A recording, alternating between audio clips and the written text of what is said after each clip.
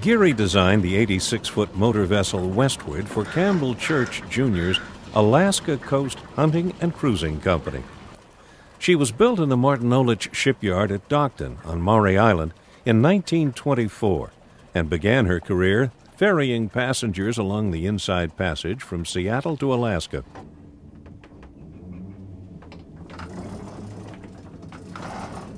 Today, after having been pressed into military duty in California during World War II and embarking on a 5-year circumnavigation of the globe, the Westward is again in the Alaska excursion business.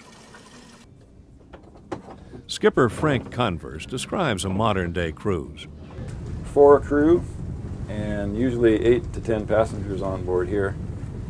And we leave from either Petersburg or Juneau, and it takes not very long, a day or two, before everyone feels pretty comfortable together, even if they didn't know each other at the outset. The boat, with its large salon and so forth, just encourages a lot of interaction between people. A lot of passengers comment on how well they sleep with that engine in the background. A lot of people spend their first day just sleeping. Cruising was different in the old days. Church's clientele was a who's who of the rich and famous. They traveled in style. The guests dressed for dinner, served by stewards in uniform. We talked to an ex-crewman from the boat here, and he said all the time he'd worked on the boat, he'd never been in the salon when there was passengers in there.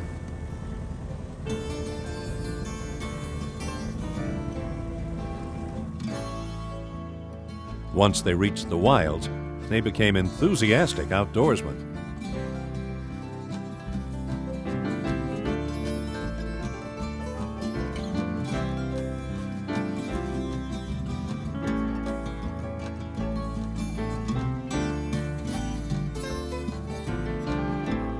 Church was an avid filmmaker and produced promotional films each season that served as keepsakes and marketing devices. He and his cameraman labored to capture images of Alaskan wildlife and scenery. If styles were different then, the main regard in which Alaska excursions of yesteryear differed from the modern variety lay in the preferred forms of recreation. The real lure of an Alaskan excursion to the consciousness of 1920s America was blood sport. A 1925 promotional brochure extols the myriad fishing and hunting opportunities available to passengers, everything from big game to very big fish. Another thrilling sport is made possible by the whaling outfit installed aboard the Westward. There she blows, and keen excitement follows. The chase, the intense moments just before the shot, the harpoon hitting true, splashing in boiling water.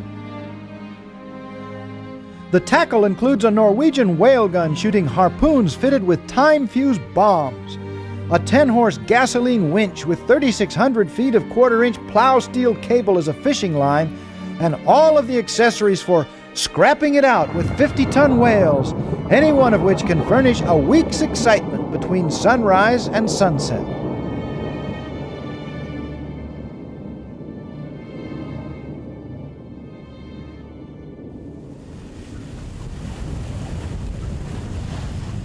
Today, as she steams toward her 100th birthday, the Westward plies the same waters in a dramatically different world.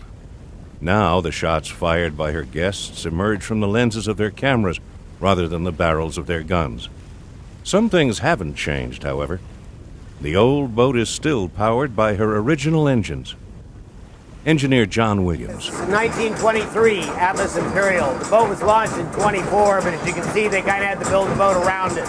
Keeping the Atlas going is a little different than operating a modern diesel. There are 118 spots on the engine that have to be hand-oiled every 2 hours, for example.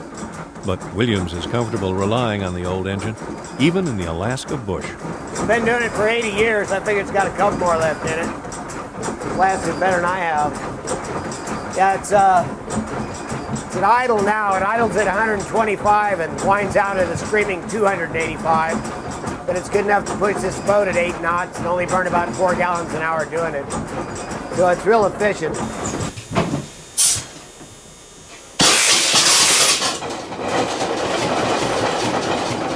I think one of the greatest pleasures I have as an author and photographer is having the opportunity to get below. I go into the engine rooms of boats like the Westward and the Catalyst. These are amazing boats. The engines, it's just hard to believe something that big and that old still runs perfectly, polished in every conceivable corner, that can glisten and glow. And I think boats like the Catalyst, the Westward, really are a credit to their owners in that they've maintained their engines in the way they have. I think that's a phenomenal aspect of the whole concept of classic yachts. It would be so easy to put a modern power plant in a boat and be trouble-free, but maintaining those old engines, that's amazing.